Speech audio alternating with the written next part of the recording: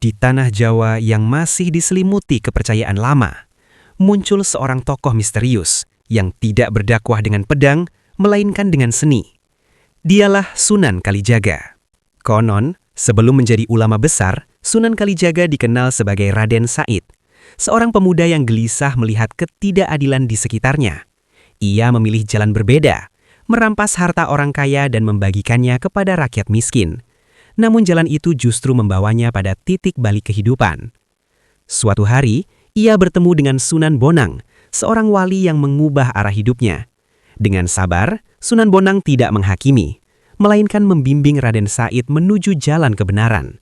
Hingga akhirnya, Raden Said meninggalkan masa lalunya dan menjadi Sunan Kalijaga. Namun, cara berdakwahnya sangat berbeda. Ia tidak memaksa, tidak menghakimi. Ia masuk ke dalam budaya masyarakat Jawa. Wayang, gamelan, tembang, semua dijadikan media dakwah. Dalam setiap pertunjukan wayang, terselip pesan-pesan tentang kebaikan, tentang tauhid, tentang kehidupan yang lurus. Masyarakat yang awalnya menolak, perlahan mulai menerima. Tanpa sadar, mereka belajar tentang Islam. Bahkan, Sunan Kalijaga menciptakan tradisi yang masih bertahan hingga kini. Sekaten, grebek maulud, semua menjadi jembatan antara budaya dan agama. Kesaktiannya pun sering diceritakan. Ia mampu menghilang, menguasai ilmu tinggi. Namun yang paling hebat bukanlah kesaktiannya, melainkan kebijaksanaannya. Ia mengajarkan satu hal penting, bahwa dakwah tidak harus keras, tidak harus memaksa, tetapi bisa dengan kelembutan, dengan pendekatan, dan dengan seni.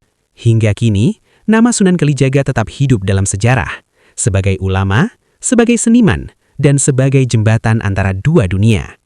Pesan yang ia tinggalkan sederhana, masuklah ke hati manusia, bukan dengan kekuatan, tetapi dengan keindahan.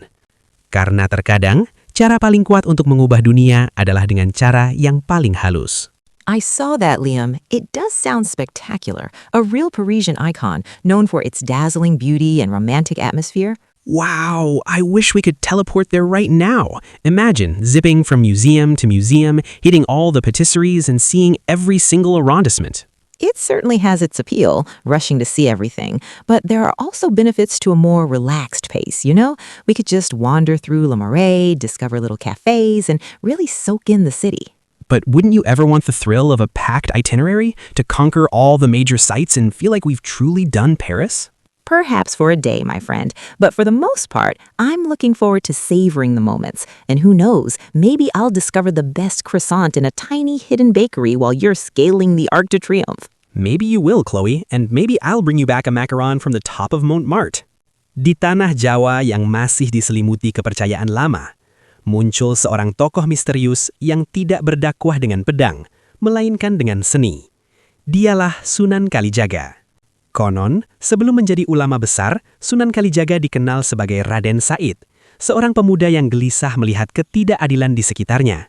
Ia memilih jalan berbeda, merampas harta orang kaya dan membagikannya kepada rakyat miskin.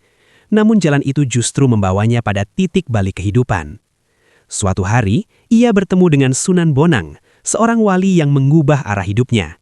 Dengan sabar, Sunan Bonang tidak menghakimi, melainkan membimbing Raden Said menuju jalan kebenaran.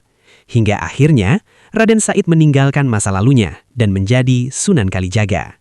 Namun, cara berdakwahnya sangat berbeda. Ia tidak memaksa, tidak menghakimi. Ia masuk ke dalam budaya masyarakat Jawa.